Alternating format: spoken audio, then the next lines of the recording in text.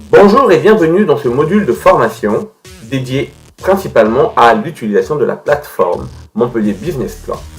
Nous avons déjà vu dans les modules numéro 1, 2, 3 et 4 comment se connecter à la plateforme Montpellier Business Plan, comment créer un profil Montpellier Business Plan, comment créer son premier dossier de business plan. Nous avons vu comment paramétrer les produits afin que nos ventes et nos achats soient planifiés de façon logique. Nous avons parlé au sujet de la planification des frais ou charges de personnel, ainsi que la planification des frais généraux. Aujourd'hui, ce qui va nous intéresser, c'est de pouvoir analyser les aspects liés à l'investissement, le lien avec les amortissements, et éventuellement, si sur votre projet, vous avez un emprunt que vous souhaitez pouvoir faire, et les conséquences que cela va avoir sur votre compte de résultat, ou plutôt sur votre projet. Donc sans plus tarder, pour créer un nouvel investissement, alors c'est quoi un investissement? Un investissement, ça va être par exemple l'achat d'un matériel utile à la réalisation de vos prestations de services. Et donc communément, vous allez avoir deux types d'investissements. Vous pouvez avoir des investissements corporels ou des investissements incorporels. On parle souvent d'immobilisation corporelle et d'immobilisation incorporelle. Les immobilisations corporelles vont généralement avoir attrait à quelque chose que nous pouvons toucher, quelque chose de tangible, comme acheter un véhicule pour la réalisation de vos prestations de services, si nécessaire, sera considéré comme une immobilisation corporelle, ou ça pourrait bien être un mobilier ou un téléviseur ou toute chose de même nature. Une immobilisation incorporelle, par contre, sera différente. Ça sera par exemple tous les frais nécessaires à la création de votre entreprise. On pourra les considérer comme des immobilisations incorporelles, ou tout simplement l'achat d'un logiciel nécessaire par exemple à la réalisation de vos prestations de services. Vu le prix supérieur à 500 €, parce que chaque fois la caractéristique commune à toutes ces immobilisations, c'est qu'elles ont un prix d'achat supérieur à 500 € hors taxe. Et donc on pourra l'immobiliser en tant qu'immobilisation incorporelle. Et là, en l'occurrence, ces immobilisations incorporelles, pour les créer, corporelles ou incorporelles, pour les créer dans votre business plan à travers la plateforme Montpellier Business Plan, il vous suffit de cliquer sur créer un nouvel investissement. Donc, en créant sur un nouvel investissement, toujours réparti selon, comme on a pu le voir antérieurement, les différents départements, il vous permet donc de créer un nouvel investissement. Et là, en l'occurrence, si vous cliquez sur créer un investissement, vous atterrirez normalement sur une petite fenêtre de ce genre, où vous allez renseigner normalement le nom de votre investissement, la catégorie. D'accord, vous avez différentes catégories en fait que vous pouvez choisir. Tout à l'heure, je vous ai parlé par exemple du fait d'immobiliser tous les frais liés à votre création d'entreprise si vous êtes en process de création d'entreprise. C'est dans la catégorie des frais d'établissement. Mais à côté de ça, vous avez par exemple d'autres investissements immatériels. Vous avez la construction et agencement. C'est généralement lorsque supposons que vous voulez créer une activité de boulanger et que vous reprenez un fonds de commerce dont le local n'était pas forcément adapté à une activité de boulanger, que vous devez faire des travaux. À ce moment-là, tous les travaux que vous allez réaliser, vous pouvez les mettre en construction et agencement. Vous avez du matériel immobilier ou du matériel informatique, véhicules, d'autres investissements matériels. Les cautions, alors les cautions non amorties sont considérées comme des immobilisations financières. Donc si c'est le cas, elles ne sont pas amorties et c'est cet item que vous devez choisir. Après, vous avez d'autres types d'amortissements qui sont moins connus. La durée d'amortissement de votre immobilisation, de votre investissement, le taux de TVA et le département concerné.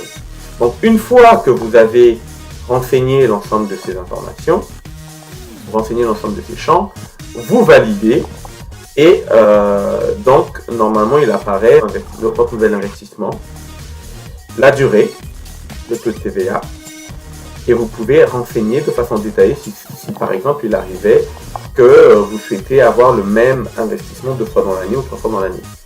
Pour ce qui est de notre étude de cas, comme vous pouvez le voir, on a un ordinateur, un vidéoprojecteur plus écran, qui sont investi ou acheté au mois de janvier de notre première année d'exercice, et on n'a pas d'autres investissements tout au long de l'année.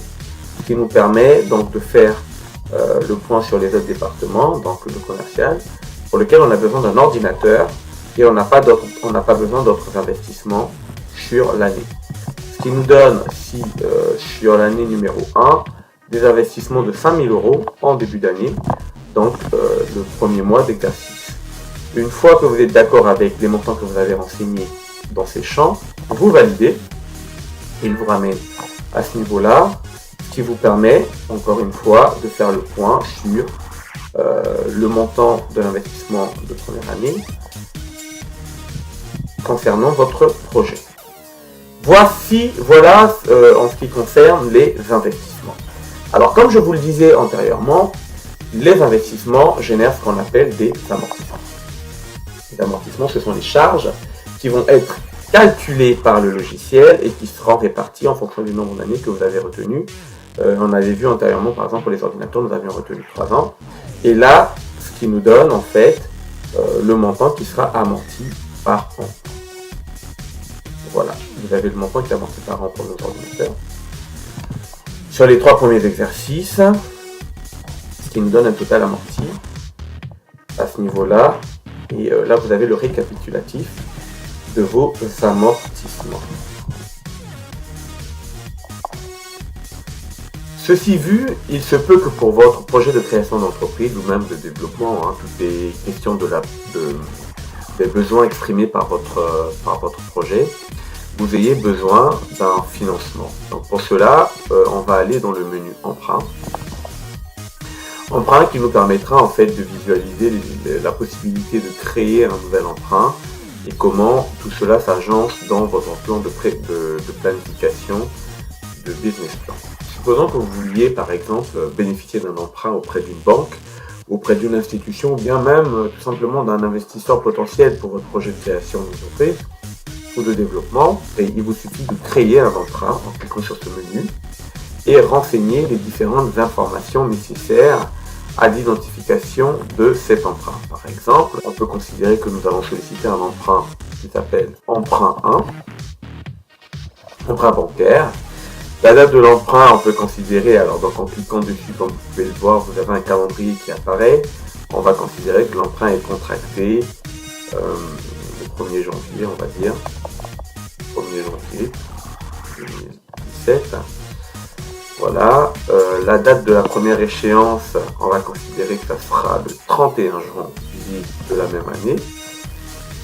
Ouais, 31 janvier de la première année. D'accord. Ensuite, vous avez le montant de l'emprunt. Allez, on va dire, on aura besoin d'un emprunt de 5 000 €. 6 000 €. Je vais marquer 6 000 €. Si votre besoin est beaucoup plus important que ça ou inférieur, c'est à vous de pouvoir le renseigner. Le taux annuel, je vais considérer que ça a un taux de 3%. Les taux sont relativement bas, mais bon, je vais me contenter de ça. La durée, je vais mettre sur 5 ans. D'accord. Donc, à vous de choisir ce que vous voulez également. Et ensuite, le nombre d'échéances, je vais marquer mensuel.